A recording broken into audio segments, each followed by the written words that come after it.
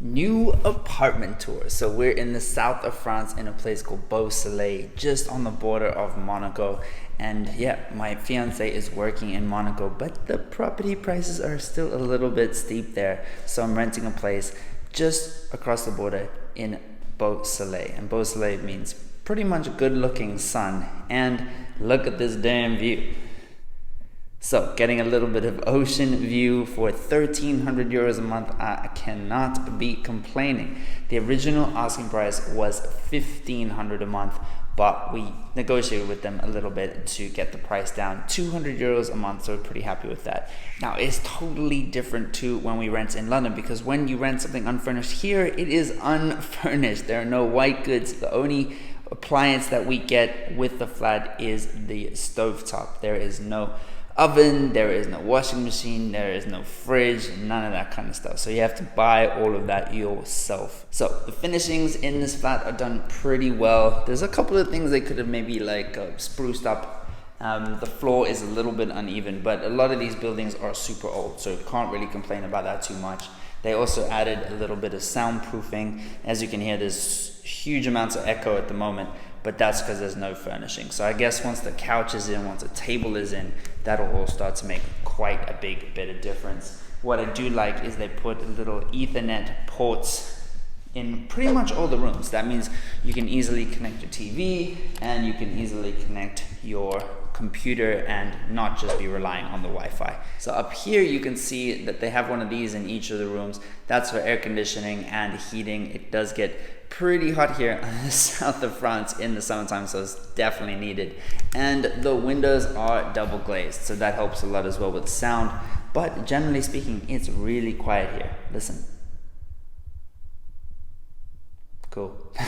Which helps for making YouTube videos for sure. It's got a tiny, cute little balcony over there and those typical south of France shutters that my fiance is pretty obsessed with. I don't think I'm ever gonna have the shutters closed though, because there's a bit of ocean and you can't go wrong with a little bit of ocean. Now, we might not have any furniture. We don't have a bed. We don't have a cupboard. We don't have a desk. We don't have any of those things. But what we do have, my friends, is a workout station. We have a pull-up bar situation in this room, and we have some neighbors that are hanging out. They've kind of been watching everything coming and going, these guys over there, but they seem nice enough. They've probably been here quite a while. But yeah, we got the workout station, and we have this down here over here. This is a weighted vest, 30 kilos of weighted vest. So yeah, you can see where my priorities are: workout equipment, internet, and YouTube videos. So as you can see over here, this is what I was talking about with the ports.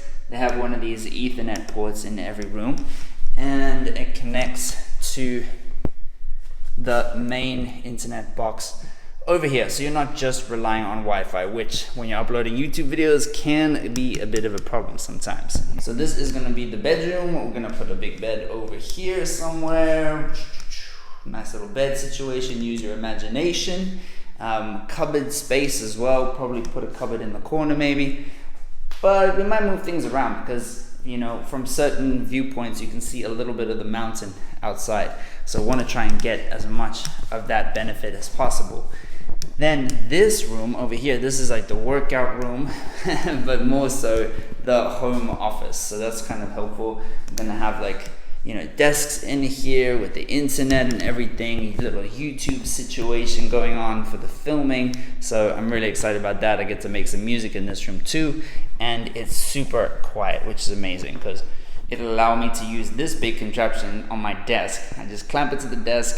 I got the light, I got the microphone. I might do a video about that in the future. Now, I have learned a few things from renting this apartment in France. One, that my French is not quite good enough, or as good as I thought it might be, because the estate agent didn't speak any English at all, really. So it was quite difficult to navigate through contracts and through all the clauses. But I think we got there in the end. It doesn't seem too crazy. The rent, like I said, was reduced from 1,500 a month to 12.75, but then you also have to pay about £25 extra in kind of the general building maintenance. So that's making sure that the exterior of the building still looks good. It's pretty much akin to your apartment charges or your condominium charges.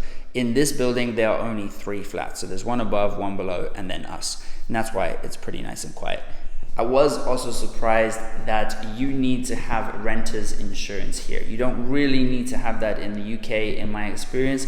So in France, the landlord will have insurance, the estate agent will have insurance, and the renter has to have insurance as well. But it doesn't add up to that much. It's about 20-25 euros a month. Water is included. I'm not sure about other bills like electricity.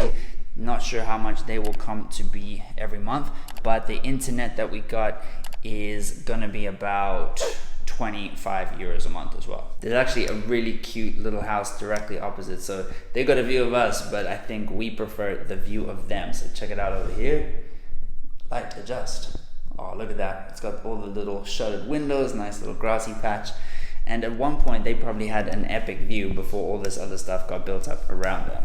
Now, this price, 1,300 euros a month, is insane compared to the flats that we rent in London for Airbnb.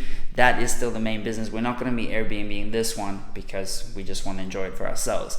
But if you want to know how to start your own Airbnb business, I'll pop a link down in the description. We can set up a call and I can help you, walk you through the whole process. I've got 4 Airbnbs in London and I can help you set up your own Airbnb side hustle that you can grow from 1 Airbnb to 3 to 4 to 10, and sky is the limit because Airbnb is not going anywhere. And look at these gorgeous high ceilings.